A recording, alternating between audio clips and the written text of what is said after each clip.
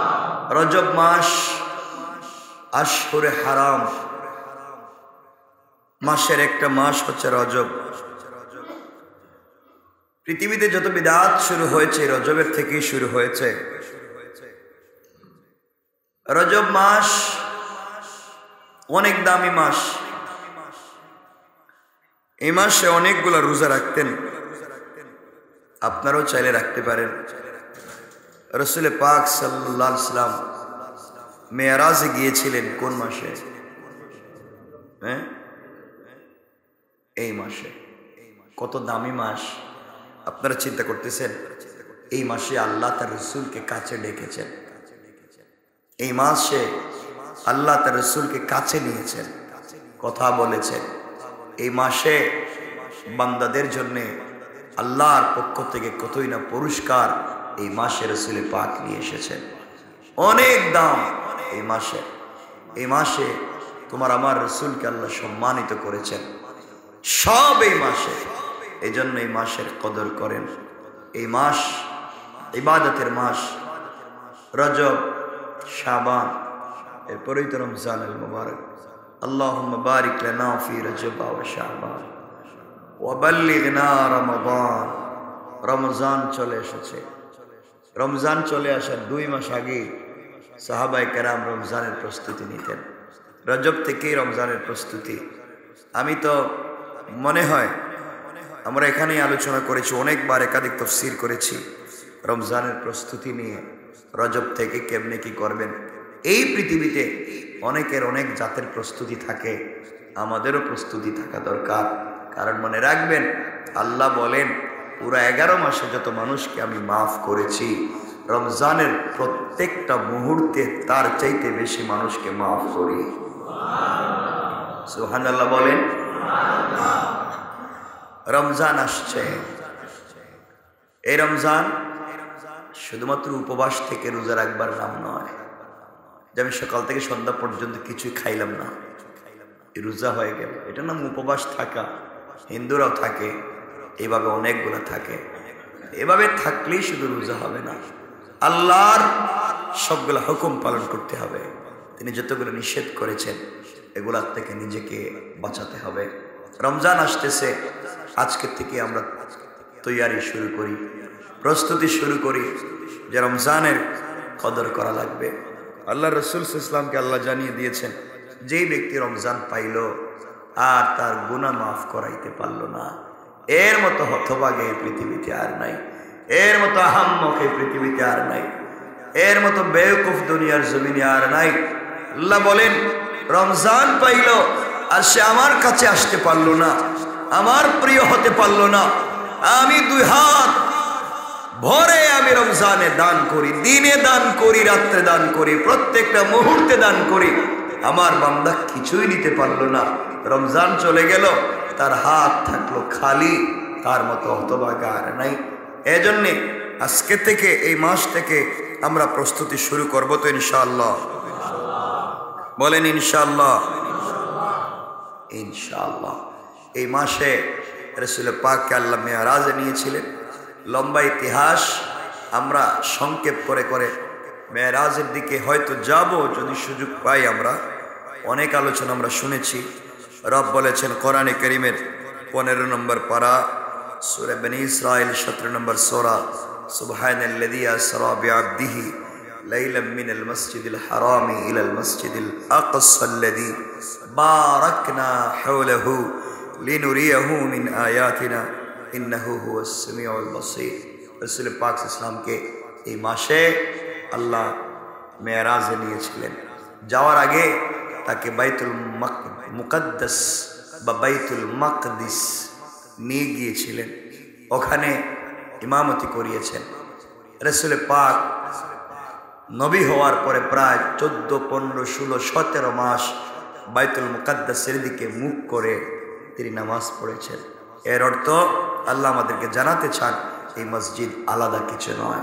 এই মসজিদের প্রতি গোটা দুনিয়ার মুসলমানদের একটা দরদ যে এই মসজিদের প্রতি আমাদের রাসূল পাক প্রথমে নামাজ পড়েছেন। উম্মতের প্রথম কিবলা মসজিদ, এটা কারো নয়, এটা মুসলমানদের। এটাই আমাদের প্রথম কিবলা। এটাই প্রথম মসজিদ, এরপরে বিভিন্ন মসজিদ তৈরি হয়েছে। সুতরাং এই মসজিদ বাইতুল মুকাদ্দাস, যেটা আমাদের প্রথম কিবলা, মুসলমানরা যেদিকে প্রথমে নামাজ পড়তো, রাসূল পাক যেদিকে নামাজ পড়তেন, এই জায়গার অনেক দাম, এখানের অনেক বারাকাত। পৃথিবীতে যেই তিনটা মসজিদ অনেক দামি, এর মধ্যে একটা মসজিদ হলো মসজিদ আল আকসা। কথা বুঝতে পেরেছেন? বাইতুল্লাহ, মসজিদে নববী, আর হচ্ছে বাইতুল মুকাদ্দাস, মসজিদে আকসার অনেক দাম। এগুলো আমাদের হৃদয়ে থাকবার কথা, আমাদের ভালোবাসার জন্যে। সুতরাং এই পৃথিবীতে আমি আপনি আছি, কে কোন সময় মরে যায় বলতে পারি না। রমজান চলে এসেছে বাবা, আল্লাহর ওয়াস্তে এই রমজানের হক আদায় করবো ইনশাআল্লাহ। প্রস্তুতি শুরু করবো তো ইনশাআল্লাহ। সবাই বলেন, কি প্রস্তুতি শুরু করবেন বলেন? এই তো রমজান আসতেছে, যারা ব্যবসা করেন, কে কোন ডিজাইনের কাপড় দোকানে উঠাইবেন, এটা হচ্ছে আপনার প্রস্তুতি। কে কোন কালারের কাপড় দোকানে তুলবেন, কে কোন ফ্যাশন নতুন করে বাইর করবেন, এই তো দোকানের প্রস্তুতি। যারা ফ্যাক্টরিতে কাজ করেন বা ফ্যাক্টরি আছে, তারা কোন ডিজাইনের কাপড় মার্কেটে এবার আনলে খুব ভালো ব্যবসা করা যায়, এই চিন্তা করতেছেন। যারা পত্রিকা সাংবাদিক বা টেলিভিশন সাংবাদিক, এদের কাজ হচ্ছে বিভিন্ন মানুষের কাছে ঘুরে ঘুরে রমজান সম্পর্কে তাদের প্রস্তুতি হচ্ছে রমজান সম্পর্কে কুপত্র তৈরি করা, একটু লেখালেখি বাইর করা। যারা টেলিভিশন সাংবাদিক, এদের রমজানের প্রস্তুতি হচ্ছে নাটক সিনেমা তৈরি করা, রমজানের নাটক। আস্তাগফিরুল্লাহ বললেন, আস্তাগফিরুল্লাহ বলেন। রমজানের নাটক, রমজানের সিনেমা, এগুলা নিয়ে অনেকে ব্যস্ত। যারা বড় বড় ব্যবসায়ী আছেন, আপনাদের রমজানের প্রস্তুতি হলো কেমনে পেঁয়াজের দাম বাড়ানো যায়, কেমনে আদার দাম বাড়ানো যায়, এটা কি চিন্তা করলে এটা বাড়বে, এই চিন্তায় আপনারা মশগুল। কথা বলেন না কেন? শুধু দাম বাড়ে, শুধু দাম বাড়ে জিনিসপত্রের। আপনারা কি মনে করেন সারা বছর মানুষ থাকে 18 কোটি, আর রমজানে কি 40 কোটি হবে? যে খাবারের জন্য আলাদা চিন্তা করতে হবে? বলেন না কেন? না, যা আছে তাই আছে। মনে রাখবেন, আপনি যদি খাবার নিয়ে চিন্তায় পড়ে যান, রববিয়তের বিরুদ্ধে আপনার চলে যাওয়া হয়। কারণ রব আপনাকে পৃথিবীতে প্রেরণ করার প্রায় 500 বৎসর আগে আল্লাহ আপনার রিজিকের ফয়সালা করে রেখেছেন। আপনি আজকে কি খাবেন আর কি খাবেন না সব জানেন কে? সবাই বলেন কে? আল্লাহ। এই জন্য রিজিক নিয়ে এত মারামারির দরকার নাই, সবই তো করে রেখেছেন আল্লাহ। আমরা তো সারাদিনই চিন্তায় থাকি শুধু দুনিয়া দুনিয়া দুনিয়া নিয়া। আল্লাহর ওয়াস্তে এখন থেকে আমরা রমজানের প্রস্তুতি শুরু করি যে এই রমজান আমি কেমনে কাটাবো। আমি কমপক্ষে রমজান থেকে নিয়ে রমজানের আগের 10 দিন এবং রমজানের 30 দিন, এই 40 দিন আমি একাধারে বা জামাত 5 ওয়াক্ত নামাজ পড়বো, তাহাজ্জুদের সালাত পড়বো ইনশাআল্লাহ। বলেন ইনশাআল্লাহ। 40 দিনে আমি চেষ্টা করব কমপক্ষে 3 খতম, বেশি বলতেছি না, আপনারা বেশি পড়লে তো ভালো, কমপক্ষে 3 খতম কোরআন শরীফ পড়বো ইনশাআল্লাহ। তাসবিহ পড়বো, জিকির করব, হাদিস শিখব, কোরআন শিখব। এইভাবে যদি আমরা করতে পারি, এই রমজানে বেশি বেশি করে আল্লাহর ইবাদত করব। এই রমজানকে ভাগ করে নিবে, আমি ফজরের পরে কি করব, জোহরের পরে কি করব, আসরের পরে কি করব, মাগরিবের পরে কি করব, কোন টাইমে দোয়া করব, কখন দোয়া করলে কবুল হয় এটা আমি জানবো, কোন কোন দোয়া করতে হবে, কেমনে কেমনে দোয়া করতে হবে, এগুলা জানবো। এভাবে যদি আমরা রমজানকে কাটাইয়া দিতে পারি, একটা রমজানই আমাদের জিন্দগির কামিয়াবি আর সফলতা নিয়ে আসতে পারে ইনশাআল্লাহ। বলেন না ইনশাআল্লাহ? সবাই বলেন ইনশাআল্লাহ। পারে কি পারে না? পারে কি পারে না? আমরা রমজানে দেখবেন, রমজানের প্রথম 2-4 দিন মসজিদে মুসল্লির অভাব হয় না, জায়গা জমি নাই মসজিদে, সব মুসল্লি আসলেন। রমজানের সব থেকে দামি দিন, দামি রমজানের সব থেকে দামি সময় হলো শেষ 10 দিন, ঠিক না? কয়দিন? শেষ। আমরাই আলাদা করেছি নাজাত, পুরা মাসি নাজাত, শেষ 10 দিন স্পেশাল নাজাত। আর ওই শেষ 10 দিন মুসল্লিদেরকে মসজিদে লাইট জ্বালাইয়া পাওয়া যায় না, সব হারাইয়া যায়, হারানো বিজ্ঞপ্তি দিতে হয় সব জায়গায়, তখন মার্কেটে। কথা বলেন না কেন? না মিথ্যা বললাম? হ্যাঁ, বেচারা এতে কাফে ঢুকছে, কত সুন্দর দাড়ি কাটে নাই, মুছ কাটে নাই, কি অবস্থা, কি আল্লাহর ওলি মসজিদে ইতিকাফে ঢুকছে, কি সুন্দর, মুখে হাত দেয় না। যেই ঈদের ছাদ দেখা গেল, এই দেখবেন সেলুনে ভিড় লেগে গেছে দাড়ি কাটার জন্য। কথা বলেন, হ্যাঁ? আল্লাহ মানে বিষয়টা কি? এতক্ষণ দেখলাম মসজিদে ভালো মানুষের মতো আমার ইবাদত করলো, এখন ঈদের ছাদ উঠলো, তারে আমি পুরস্কার দিব, হ্যাঁ দেখি এখনই জবাই শুরু করে দিচ্ছি। এগুলো হয় কি হয় না? হয় কি হয় না? কথা মনে পড়ে গেলে 1 মিনিটে একটা কথা বলে দিই। এটা আল্লাহর ঘর, মসজিদ কার ঘর? সবাই বলেন, সবাই বলেন। এর পবিত্রতা রক্ষা করার দরকার আছে না নাই? শুধু পবিত্রতা ভিতরে না বাহিরেও? বলেন, ভিতরে না বাহিরেও? কেউ কথা বলেন না, আপনারাও বলেন না, আমাদের কর্তৃপক্ষ বলেন না, আমাদের স্টাফ তো আর বলেই না, এদের কোনো কাজ কামি নাই। মসজিদের গেট এটা মনে হয় ভাড়া দেওয়া হয়েছে, মসজিদের গেট পোস্টার লাগাবার জন্য। কথা বলেন না কেন? ব্যাচেলার নিয়োগ দেওয়া হবে, এখানে লাগায় কাগজ। আগামী 1 তারিখ থেকে এই রুমের ভিতরে একজন ভাড়াটিয়া দেওয়া হবে, এই কাগজও লাগায় এখানে। ওয়াজের কাগজ, ভাড়াটিয়ার কাগজ, যা দুনিয়ার পোস্টার আছে সব মসজিদের গেটে। কথা বলেন না কেন? কেন বাবা, এখানে কি? মসজিদের গেটে পোস্টার, লিফলেট, ভাড়াটিয়ার কাগজ, ব্যাচেলারের কাগজ, যা আছে সব এখানে মাইরে দেয়। এটা কোনো কথা হইল মসজিদে? এটা কোনো আদব হলো? এই জন্য আল্লাহর ওয়াস্তে এগুলো আমরা কি করব না। যা আছে মসজিদের গেটের সামনে, আপনারা আজকে যাওয়ার সময় আমার কথা না একটু দেখতে যাই, হতো গেটে এগুলো আসেনি, দেখবেন পোস্টার একটার উপর আরেকটা যা আছে। ওই দিন আমি খুলছি আইসা রাত্রে, আমি খুলছি, কোন জায়গায় গান ওই পোস্টারও লাগাইছে, হে দেখতেছে সব লাগাইছে, তো হেও লাগাই দিছে। চিন্তা করলেন নামাজ থেকে বাইরে হেরা গানে যাইব না, কি এটা কি? কেউ তো কিছু বলতেছেন না। এই জন্য আল্লাহর ওয়াস্তে কিয়ামতের দিন আমাদেরকে আল্লাহর কাছে জবাব দেওয়া লাগবে। পুরা পোস্টারিং করে এখানে পোস্টার ওয়ালে লাগাবো কেন? মসজিদের আদব, পুরা মসজিদের সামনে গেটগুলা, এগুলা থেকে ইনশাআল্লাহ আল্লাহ আমাদেরকে হেফাজত করে, বলেন আমিন। সবাই সচেতন হব, আমরা সবার দায়িত্ব এগুলা লাগাতে নিষেধ করব, এটা পরিষ্কার করে দেব। এখানে কেউ যদি এগুলা না লাগায়, কেউ লাগালে আমরা তাকে বিনয়ের সাথে বলবো এটা এখানে লাগানো যাবে। যে কোনো পোস্টার, আমি শুধু খারাপ বলতেছি না, ভালো খারাপ মসজিদের গেটে এগুলো আমরা লাগাবো না, ইনশা বলেন না ইনশা। আপনার ঘর দামি, আপনার ফ্ল্যাট অনেক দামি, আপনার ফ্ল্যাটের সামনে গিয়া একজন দিল একটা পোস্টার মাইরা দিল আপনার একবারে দরজায়, আপনি কি করবেন? তারা আপনি তো তারা ইচ্ছা মতো ফিরেবেন, বলে আমার এত দামি ফ্ল্যাটের দরজায়, আমার এত গেটে তুই পোস্টার লাগাইবার জন্য দিছে। বিভিন্ন ওয়ালে দেওয়ালে লেখা থাকে এখানে পোস্টার লাগানো নিষেধ, লেখা থাকবার দরকার মসজিদে গেটে, কারণ সব থেকে দামি জায়গা এটা আল্লাহর ঘর, আর এখানে প্রবেশের দরওয়াজা এই মসজিদের গেট, এখানে এগুলা লাগানো যাবে। আল্লাহ আমাদেরকে কবুল করো, বলেন আমিন। আমার কথা কষ্ট পাইলেন আপনারা? এগুলো তো আমরাই লাগাই, আল্লাহ আমাদেরকে হেফাজত করো। সুতরাং আমিন। আসুন আমরা যে আয়াত তিলাওয়াত করেছি, আল্লাহ বলছেন ইয়া আইয়ুহাল্লাযীনা আমানু, যারা ঈমান এনেছো, ইত্তাকুল্লাহ, আল্লাহরে ভয় করো। কারে? সবাই বলেন, যারা ঈমান আনছে। আল্লাহ বলছেন ভয় করতে কাকে? আল্লাহকে। আমরা যদি আল্লাহরে ভয় করা শুরু করে দিই, মিথ্যা বলতে পারবো নি? মিথ্যা বলবো নি? আমরা বলিনি, মিথ্যা বলি, মিথ্যা বলে ব্যবসা করি, মিথ্যা বলে খাই, বানাইয়া খাই, ঘুরাইয়া মানুষের মিথ্যা বলি। মিথ্যা বলা যাবে? ব্যবসায় প্রতারণা করা যাবে?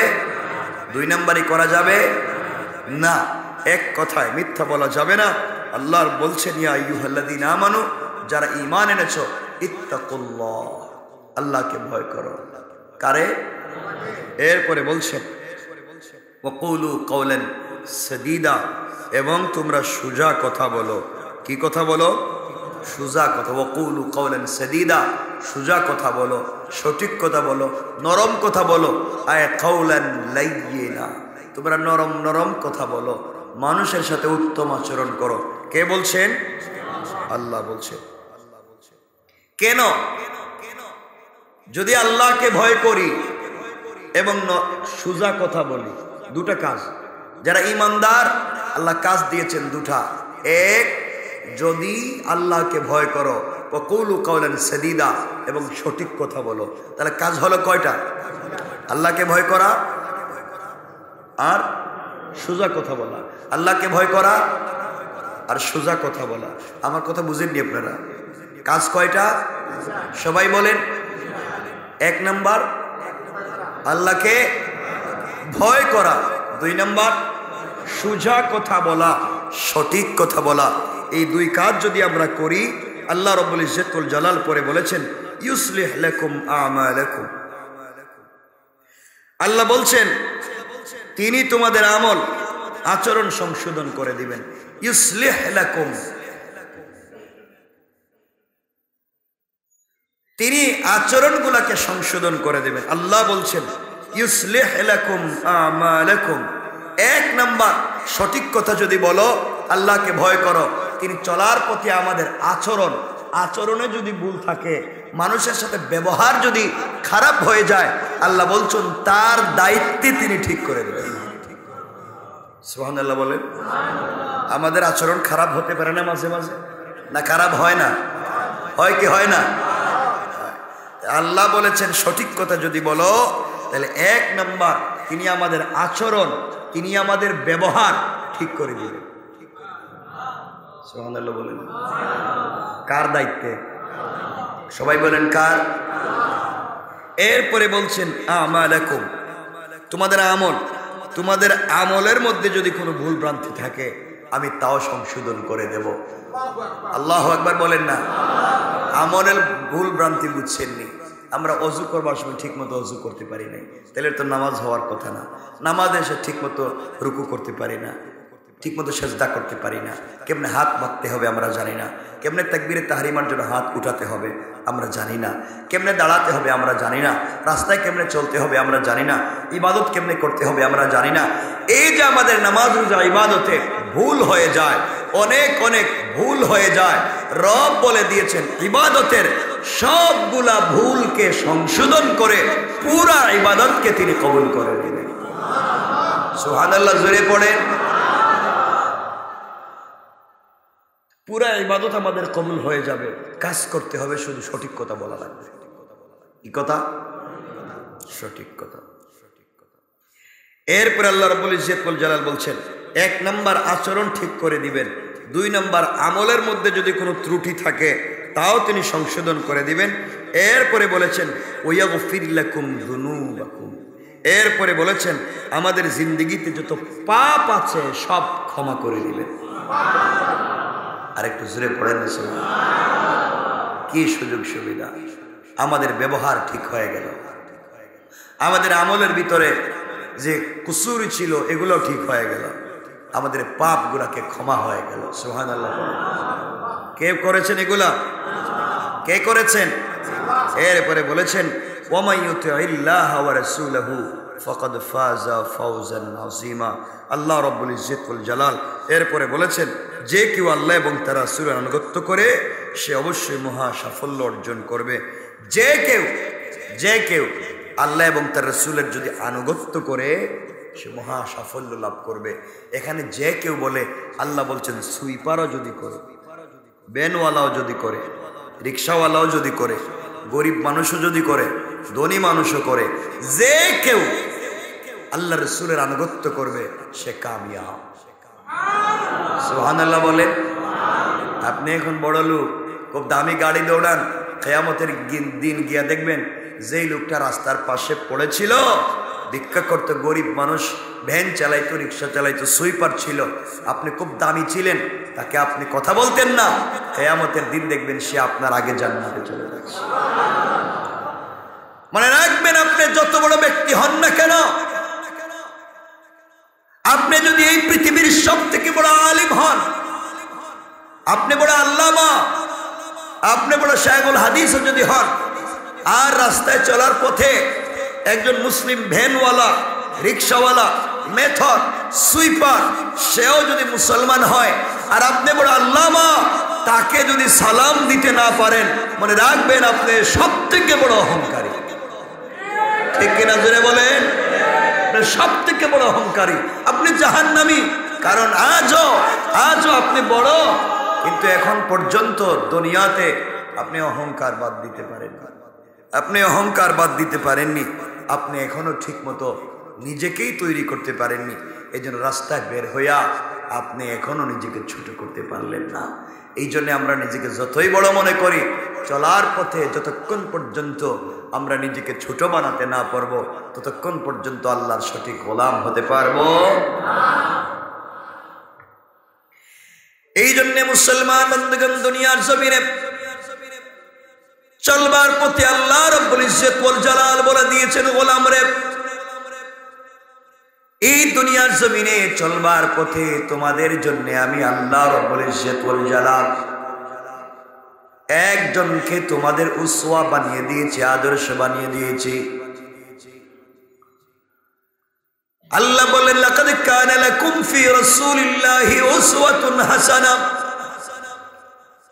দুনিয়ার জমিনে যদি তোমরা জান্নাত আশা করো, একমাত্র কেবলমাত্র আল্লাহর রাসূলকে অনুসরণ করো। আর দুনিয়ার জমিনে যদি কোনো মর্তবা চাও, এই জন্য কবিরা মাঝে মাঝে বলেন, মিটা দেও আপনি হাসতি কো, তোমার ক্ষমতা আমি তো দুনিয়ার জমিনে মিটাইয়া দাও যদি কুছ মর্তবা চাও।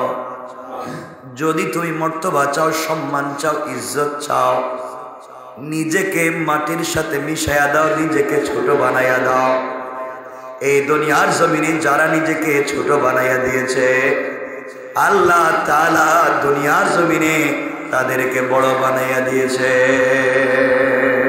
সুবহানাল্লাহ বলেন।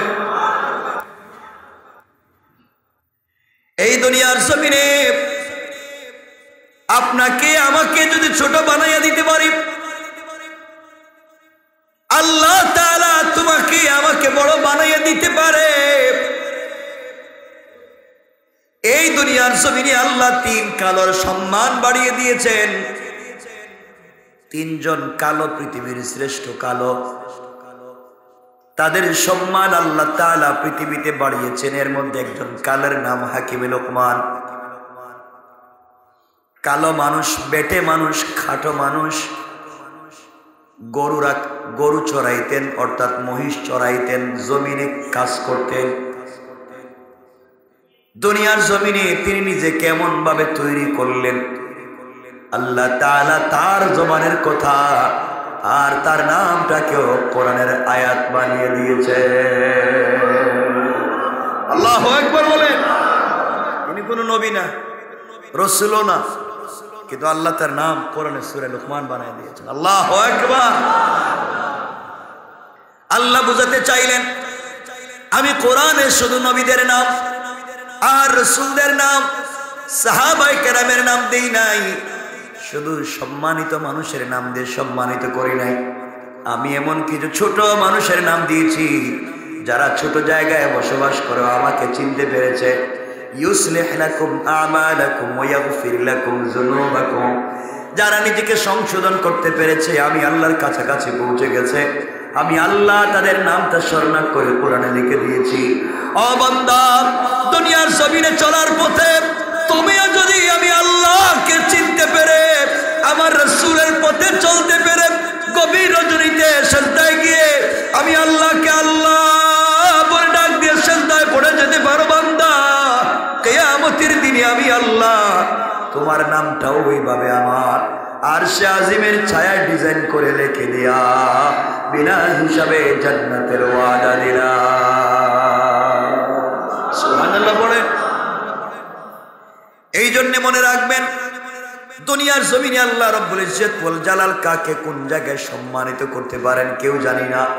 মনে রাখবেন, শুধুমাত্র কেবলমাত্র বাপদাদার পরিচয় দিয়ে চললে হবে না। হযরতে ইব্রাহিম আলাইহিস সালাতু ওয়াস সালাম চেষ্টা করলেন, বাপকে ভালো বানাতে পারলেন না। কিন্তু আপনারা কি জেনে থাকবেন, অবশ্যই পৃথিবীর জমিনে আবু জাহাল রাসূলের দুশমন ছিল, আর আবু জাহালের সন্তান হযরত ইকরিমা রাদিয়াল্লাহু তাআলা আনহু রাসূলের কলিজার টুকরা সাহাবী ছিলেন। পড়েন সুবহানাল্লাহ। কাকে আল্লাহ কখন হিদায়াত দিবেন কেউ জানে না, কাকে আল্লাহ কখন ভালো পথে নিয়ে আসবেন কেউ জানে না। জানেন কে? এজন্য ইবাদতের মৌসুম হচ্ছে এই মাসগুলা, রজব, শাবান, রমজান, শাওয়াল। এই 4 মাস আশরে হারাম, ইবাদতের মৌসুম। দেখেন না, হঠাৎ বৃষ্টি দিলে মাছ মারার একটা মৌসুম থাকে না গ্রামগঞ্জে, ওই যে টেটা দিয়ে বা কেমনে যে ওই যে কি বলে এটা, মাছ মারে না, মাছ সব শুকনে উঠে যায়, মানুষ মাছ মারতে যায় না, শিকারে যায়, রাত্রবেলা যায়, দুপুরে যায়, মানে এটা মাছ ধরার মৌসুম। হ্যাঁ, কি মাস? জ্যৈষ্ঠ মাস, যেই মাসই হোক। এইভাবে মাস, এই ইবাদতেরও মৌসুম আছে। পুরা বছর তো আর করবেন কম বেশ, একটু বেশি ইবাদত করার। আপনাদের তো আল্লাহ বলছেন ইবাদতের মৌসুম, আর আপনারা বানাইছেন ব্যবসার মৌসুম। হ্যাঁ, কি ব্যবসা! সবাই মাথা বেঁধে লাগছে, পুরা বছর চিন্তা করে রমজানে ব্যবসা করার জন্য। তো যা পারো ঠকাও, যা পারো দাম বাড়াই, কারণ এই মাসে যা নিবেন সব সোয়াব নাকি? তাহলে 1-এ 10, 1-এ 70, যেভাবে পারে শুধু ঠকায়। আল্লাহ আমাদেরকে হেফাজত করুন, সবাই বলেন আমিন। এই জন্য মনে রাখবেন গোলামেরা, মুসলমানেরা মনোযোগ দিয়ে শোনেন, এই দুনিয়ার জমিনে আল্লাহ রব্বুল ইজ্জতুল জালাল বলে দিয়েছেন, কোন গোলাম যদি চলার পথে আমি আল্লাহকে আল্লাহ বলে মেনে নিতে পারে, আমি আল্লাহর পথে ঠিক মতো চলতে পারে, আর দুনিয়ার জমিনে চলার পথে চিন্তা রাখে এটাই আমি আল্লাহ সন্তুষ্ট হলাম কিনা, তার সবগুলা ইবাদত আমার হুকুম মতো হলো কিনা, সবগুলা ইবাদত রাসূলের তরিকা মতো হলো কিনা, এই চিন্তা করে যদি ঘুম থেকে উঠে আমি আল্লাহর কাছে ডাক দিয়ে বলে, আল্লাহ তাআলা তুমি যখন ঘুম থেকে উঠাইয়া দিয়েছ, আমি মরে গিয়েছিলাম, তুমি আমাকে ঘুম থেকে উঠাইয়া দিলা, আয় আল্লাহ সারাটা দিন তুমি তোমার হুকুম মতো চালাও। এখন বান্দা যদি ভুল পথে চলে যায়, বান্দা যদি অন্যায় পথে চলে যায়, আমি আল্লাহর দায়িত্ব হল এই বান্দাটাকে ভালো পথে নিয়ে আসা। বান্দা যখন ঘুম থেকে উঠে আমি আল্লাহর কাছে সঁপে দেয় আর বলে, আল্লাহ তুমি আমাকে সারাদিন ভালো পথে রাখো, হারাম থেকে বাঁচাইও, অন্যায় থেকে বাঁচাইও। আল্লাহ বলেন, শোনো মানুষেরা, সারাদিন আমার বান্দাকে হেফাজত করবার জন্য গাড়ির চাকার নিচ থেকে, আগুনের জ্বালানো থেকে, পানির নিচে ডুবানো থেকে, বড় বড় সমস্যা থেকে হেফাজত করবার জন্য আমি আল্লাহ 21 জন ফেরেশতা দিয়া তার সিকিউরিটির ব্যবস্থা করে দে। সুবহানাল্লাহ, জোরে পড়ে। এই জন্য দুনিয়ার জমিনে চলার পথে আমি আর আপনি একমাত্র কেবলমাত্র আল্লাহকে যদি সন্তুষ্ট করতে পারি, একমাত্র আল্লাহকে সন্তুষ্ট করে যদি চলতে পারি, আল্লাহ রাব্বুল ইজ্জতুল জালাল বলছেন, গোলাম রে তুমি আমার সন্তুষ্টির জন্য চেষ্টা করো, আমি যদি তোমাকে ভালোবেসে ফেলি, দুনিয়ার মানুষ তোমাকে ভালোবাসতে বাধ্য, আমি যদি তোমাকে মহব্বত করে ফেলি, আসমান জমিনের ফেরেশতারা মহব্বত করতে বাধ্য।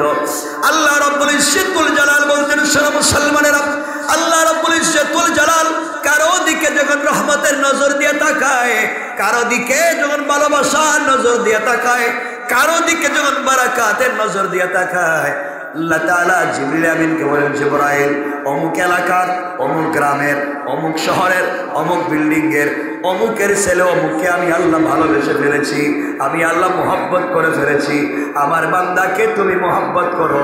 জিবরাইল বলেন, আমিও তাকে মহব্বত করা শুরু করে দেই। আল্লাহ বলেন, জিবরাইল রে আসমানের ফেরেশতাদেরকে বলে দাও আমার অমুক বান্দাকে যেন মহব্বত করে ভালোবাসে। জিবরাইল বলেন, আমি আসমানে ঘোষণা করে দেই, এরপরে জমিনের ফেরেশতাদেরকে ঘোষণা করে দেই। আল্লাহ রাব্বুল ইজ্জতুল জালাল বলেন, আমি যাকে ভালোবাসতে শুরু করি, এই পৃথিবীর পিপিলিকা থেকে শুরু করে সাগরের নিচের মাছ থেকে শুরু করে সকল প্রাণী আমার ওই বান্দার জন্য দোয়া করতে থাকে। সুবহানাল্লাহ, জোরে পড়েন। এজন্য তুমি আমি যদি ভালো কাজ করি, মনে রাখবেন তোমার আমার জন্য পিপিলিকারাও দোয়া করে, গর্তের পিপিলিকা দোয়া করে, পানের নিচের মাছ পর্যন্ত তোমার আমার জন্য দোয়া করে। বিশ্বাস হয় না? আমাদের জন্য দোয়া করনেওয়ালার অভাব থাকে না।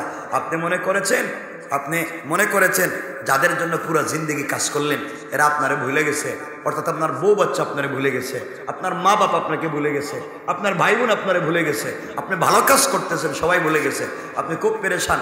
সব বাদ দেন, সবাই ভুলে গেলেও ভুলে যাবে না কে? জোরে বলেন কে? আল্লাহ বলে যাবে না। আল্লাহ পুরো দুনিয়াকে, আল্লাহ পুরো সৃষ্টিকে, আল্লাহ পুরো মাখলুককে বলে দিবেন আমার এই বান্দারে স্মরণ রাখো, আমার এই বান্দার জন্য দোয়া কইরো। এই জন্য পিপিলিকা পর্যন্ত, গর্তের পিপিলিকা, সাগরের নিচের মাছ, এমনকি দুইটা পাথরের চিপায় যে পড়ে আছে যে প্রাণীটা, ওইটাও এই আল্লাহর এই গোলামের জন্য আল্লাহর কাছে দোয়া করে করেছে। এই জন্য আমাদের টেনশন নাই, চিন্তা নাই।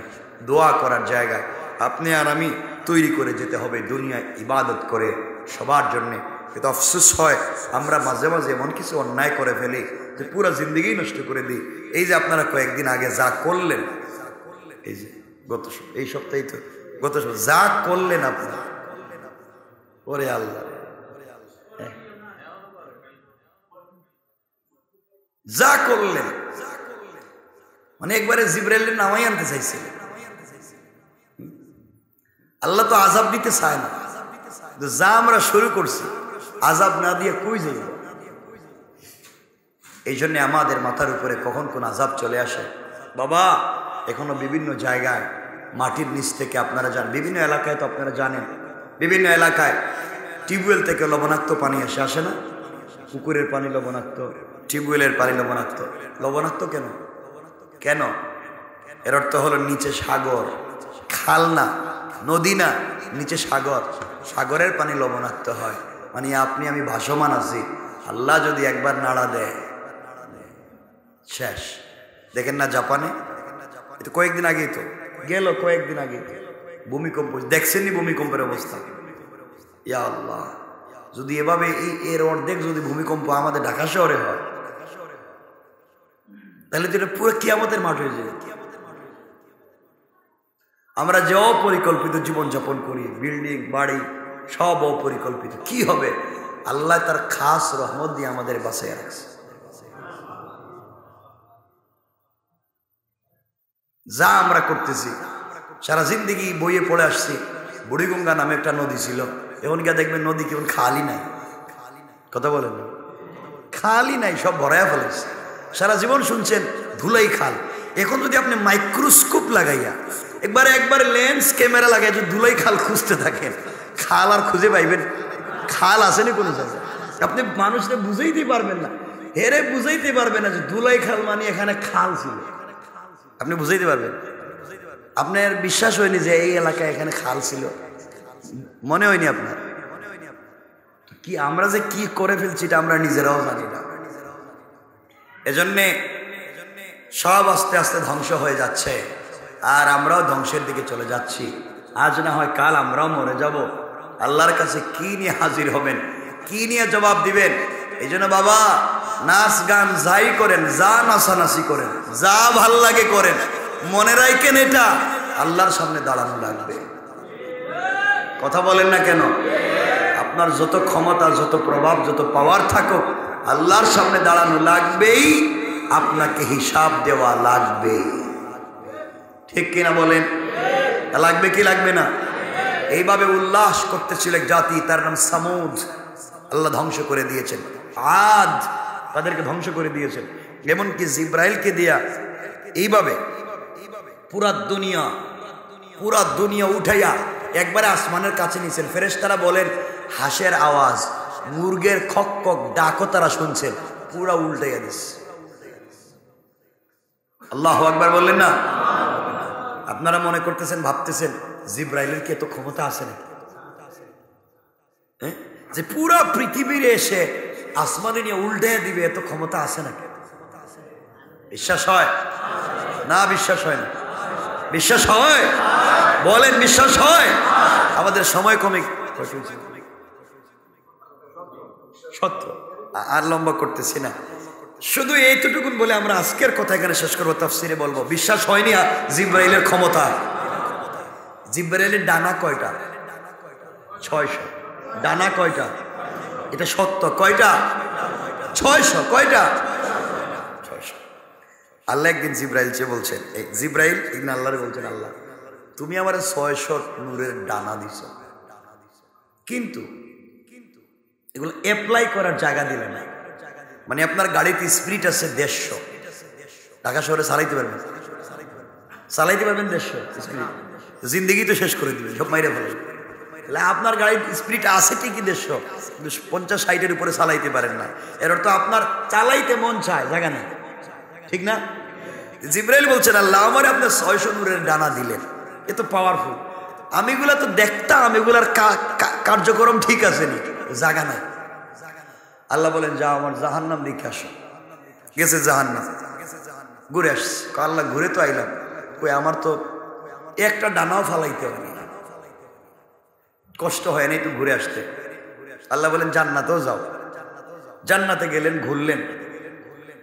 আল্লাহ এগুলো তো কিছু বুঝতেছি না, আমার তো এগুলো ভাল লাগে না। বলে কেন? আমি তো যাইতে আর আইতে তো ওই যে আমরা চুকের পলক ফেলতে যত সময় লাগে, পলক বুঝেননি, এর চাইতে বেশি সময়ের আগে আমার 8টা জান্নাত দেখা শেষ। সুবহানাল্লাহ বললেন না? আমি আর কি আমার এই 600 নূরের ডানা। আল্লাহ বলেন তো আসমান থেকে জমিনে, জমিন থেকে আসমানে 2-4 বার যাওয়া আসা করো। হযরত জিবরিল আমিন বলেন আমি 600 নূরের ডানা দিয়ে টান দেওয়ার আগে, ফালাইয়া টান দেওয়ার আগে দেখি জমিনে হাজির। সুবহানাল্লাহ বললেন না? এমন কি, এখানে তো তাফসীর আমি করেছি, এমন কি তায়েফের ময়দানে রাসূলের পা থেকে যখন পুরা বডি থেকে রক্ত ঝরলো, পুরা বডির রক্ত কিন্তু মাটিতে পড়েনি। আপনাদেরকে ওয়াজ করেন অনেকেই যে রাসূলের মাটি শরীর থেকে রক্ত জইরা তায়েফের মাটি লাল হয়ে গেছে, তুমি দেখছো নি? লাল হইছে। রাসূলের পবিত্র শরীরের রক্ত মাটিতে পড়বে আর ওই মাটি সহ্য করে বসে থাকবে। রাসূলের পুরা শরীর থেকে রক্ত ঝরছে, রাসূল তার শরীরের কাপড় দিয়ে এগুলো মুছছেন। তার সাথে জায়েদ ছিলেন, জায়েদ কাপড় দিয়ে শরীরের রক্তগুলো মুছছেন। শেষ পর্যন্ত রাসূলের পায়ে ছিল চামড়ার মোজা, মুজার ভিতরে রক্ত ভরে গেছে। রক্ত ভরে মুজার নিচ দিয়ে, মানে পায়ের তালুর নিচ দিয়ে, পায়ের তালু আছে না, এটার পাতা, মানে পায়ের পাতার নিচ দিয়া রক্তের এক ফুটা এভাবে লটকে গেছে, লটকে গেছে, এই পড়ে যাবে মাটিতে। রাসূলের পা মাটিতে রাখা, শুয়ে আছে, এক ফুটা রক্ত পায়ের পাতা থেকে মাটিতে লটকে গেছে। তাহলে কতটুকু জায়গা ফাঁকা? 1 সেকেন্ডের 1 কোটি ভাগের ভিতরে পড়ে যাবে না? আল্লাহ বলেন জিবরাইল তুমি কোথায়? আল্লাহ আমি তো সিদরাতুল মুনতাহা। আমার বন্ধুর পা থেকে কিন্তু মাটিতে রক্ত পড়ে যাচ্ছে। যদি রাসূলের পবিত্র শরীর থেকে আমার হাবিব, আমার কলিজার টুকরা বন্ধু রাসূলে পাক যদি 1 ফুটা রক্ত মাটিতে পড়ে, এই দুনিয়ার কাউরে আমি জিন্দা রাখবো না। আল্লাহু আকবার বলেন। এই দুনিয়ার কাউরে জিন্দা রাখবো না। এই পৃথিবী সব সহ্য করেছে, কিন্তু আমার রাসূলের রক্ত এই মাটি সহ্য করতে পারবে না। আল্লাহ তায়েফের মাটির জবান খুলে দিয়েছে। তায়েফের মাটি চিৎকার করে বলছে আল্লাহ সব সহ্য করেছি, রাসূলের রক্ত পড়লে কিন্তু সহ্য হবে না, কাঁপতে শুরু করব, ভূমিকম্প শুরু করব। আল্লাহু আকবার বলেন। আল্লাহ বলেন জিবরাইল তাড়াতাড়ি যা, তাড়াতাড়ি গিয়ে আমার রাসূলের পা থেকে রক্ত মাটিতে পড়া বন্ধ করো। জিবরাইল জিজ্ঞাসা করেন আল্লাহ রক্ত কই? রক্ত পা থেকে লটকে গেছে, পায়ের পাতা থেকে পড়ে যাবে, এখন একটা ড্রপের মতো পড়ে যাবে, পড়ে যাচ্ছে, পড়ে যাচ্ছে। আল্লাহ আমি তো সিদরাতুল মুনতাহা, এই মাত্র যাও। জিবরিল আমিন বলেন আমি 600 নূরের ডানা দিয়ে টান দিলাম, টান দিয়ে আয়সা দেখি রাসূলের পায়ের নিচ থেকে রক্তের ফুটা ছুটে গেছে, মাটিতে পড়ে যাবে, শূন্যতে আছে। আমি আমার বিছানা, আমি আমার পোর, আমি আমার ডানা রাসূলের পায়ের নিচে বিছায়া রক্তটাকে আমার ডানায় নিয়ে নিয়েছি। আল্লাহু আকবার। আল্লাহ আমার তো ডানা ফালাইছি ঠিকই, কিন্তু টান দেওয়া লাগে না, আগে পৌঁছে গেছে। আল্লাহ বলেন তো কি করতাম? আমারে যদি একটু সুযোগ দিতেন 600 নূরের ডানা একটু দেখতাম কাজ করে নিয়ে। আল্লাহ বলেন তাইলে যাও, আমার একটা জায়গা আছে যেখানে আমি একটা প্রোগ্রাম করব। বড় প্রোগ্রাম হলে বড় মাঠে হয়, ঠিক না? বড় প্রোগ্রাম কোথায় হয়? আমি একটা মাঠ বানাইছি, ওয়ালা দেইনা মসজিদ, আমার একটা মাঠ আছে মসজিদ, ওই মাঠে যাও তো একটু ঘোরাঘুরি করে আসো। আল্লাহ পুরা সৃষ্টি ঘুরলাম, আসমান জমিন ঘুরলাম, আরশ কুরসি দেখাইতে চাইলাম, আমি সব ঘুরলাম, মাঠে গিয়ে আমি কি করবো? আল্লাহ বলেন যাও। সুবহানাল্লাহ বললেন। জিবরাইল কত বড় মসজিদ নামক মাঠে পৌঁছে গেলেন, গিয়ে একটা নূরের ডানা দিয়া টান দিলেন। কিছুক্ষণ চলতে চলতে ক্লান্ত হয়ে গেলেন, আরেকটা নূরের ডানা ছাড়লেন। আরো কতক্ষণ দৌড়লেন, ক্লান্ত হয়ে গেলেন, আরেকটা নূরের ডানা দিলেন। এই সৃষ্টিতে জিবরাইল প্রথমে একটা একটা করে ডানা ছাড়ে। পাখিরা দেখবেন একসাথে পুরা ডানা দিয়ে উড়ে না, আস্তে আস্তে করে পাখাগুলা মেলে ধরে, ঠিক না? এরপরে টান দিয়া বাতাস নিয়ে চলে। জিবরিল আমিনও টান দিলেন, টানতে লাগলেন। একটা, দুইটা, তিনটা, চারটা, পাঁচটা করে ডানা ছাড়লেন। কিছু দূর যাওয়ার পরে ক্লান্ত হয়ে গেলেন। এভাবে ছাড়তে ছাড়তে 100, 200, 300 সবগুলা ডানা ছাড়লেন, জমিনে টানলেন। শেষ পর্যন্ত জিবরাইল 600 নূরের ডানা দিয়া, কেউ বলেছেন 40 বছর, কেউ বলেছেন 50 বছর, কেউ বলেছেন 500 বছর পর্যন্ত জিবরাইল টানলেন। টানতে টানতে ক্লান্ত হয়ে গেলেন। সিজদায় পড়ে আল্লাহকে ডাক দিয়া বলেছে, আল্লাহ মাফ চাই, বেয়াদবি ভুল হয়ে গেছে। তোমারে বলছিলাম আমি অ্যাপ্লাই করবো, আর পারি না। এবং আমার ক্লান্তি চলে এসেছে, আর কত টানবো? মাঠের তো কোনো কুল কিনারা পাইলাম না। আয় আল্লাহ তুমি মাফ করো, আর এমন কথা বলবো না। আল্লাহ বললেন, জিবরাইল উঠো। জিবরাইল বলছেন, আল্লাহ এই সৃষ্টিতে প্রথম আমি ক্লান্ত হয়ে গেলাম, 600 নূরের ডানা দিয়ে টানলাম, তোমার মাঠের কুল কিনারা পাইলাম না, বলো না কতটুকুন গেলাম? আল্লাহ বলেন, জিবরাইল রে, 600 নূরের ডানা দিয়া 50 বছর অথবা 50 বছর যাই বলো, তুমি যে টানলা, তুমি আমার মাঠের 100 ভাগের 1 ভাগও দৌড়তে পারো না। আল্লাহু আকবার। চিন্তা করছেন কি জিবরাইল আর কি মাঠ আল্লাহ বানাইছে। আল্লাহু আকবার বলেন না? ওয়ালাদাইনা মাজিদ। এই মাঠে তোমার আমার সঙ্গে আল্লাহর দেখা হবে। সুবহানাল্লাহ বলতেছেন? দেখা হবে আল্লাহর সাথে তোমার আমার। আল্লাহ আমাদেরকে কথা বলবেন। এভাবে কাছাকাছি জিজ্ঞেস করুন যে, বল্টু তুমি ভালো আছো? মানে নাম তো আর বলতেছি না, এই কাছাকাছি আল্লাহ জিজ্ঞাসা করবেন, তুমি ভালো আছো নি? কেমন ছিলা তুমি দুনিয়ায়?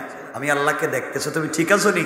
এভাবে দেখবেন বড় বড় প্রোগ্রামে অতিথিরা আসলে, যিনি প্রোগ্রাম করায়, যিনি মেজবান হয়, তিনি হেঁটে হেঁটে জিজ্ঞাসা করে না আপনারা ঠিকমতো খাচ্ছেন কিনা, কষ্ট হচ্ছে কিনা, আসছেন কি সবাই ঠিক আছেন, জিজ্ঞাসা করে না? আল্লাহ প্রোগ্রামের আয়োজন করবেন, তুমি তো মেজবান, আমরা মেহমান। আল্লাহ টেবিলে টেবিলে গিয়ে জিজ্ঞাসা করবেন, ব্যাপার কি, ভালো আছো তো? খাবার টাবার পাইছো নি ঠিক মতো? শরাব টরাব পাইছো নি? ভাল লাগতেছে নি? আল্লাহ নিজে হেঁটে হেঁটে জিজ্ঞাসা করবেন। আল্লাহু আকবার, জোরে বলেন আল্লাহু আকবার। এই জায়গায় যেতে চাই কি চাই না? চাই কি চাই না? আরে ওই জায়গায় আল্লাহ নিজে হেঁটে হেঁটে জিজ্ঞাসা করবেন। এই জায়গায় যেতে হলে 2 জিনিস লাগবে, ইত্তাকুল্লাহ, আল্লাহকে ভয় করো, ওয়া কুলু কাওলান সাদীদা, কাওলান লাইয়িনা, সঠিক কথা বলো, নরম কথা বলো, সঠিক বলো, নরম বলো, ইনশাআল্লাহ। আল্লাহ যদি বাঁচায় আমার ওই লাদাইনা মাজিদ, মাজিদ যে মাঠ বানাইছেন আল্লাহ, এটা নিয়ে আমরা একটা আলোচনা করব। এখানে আজকে রেখে দিলাম, আর আমরা লম্বা করতে চাই না। ইনশাআল্লাহ আমার জন্য দোয়া চাই।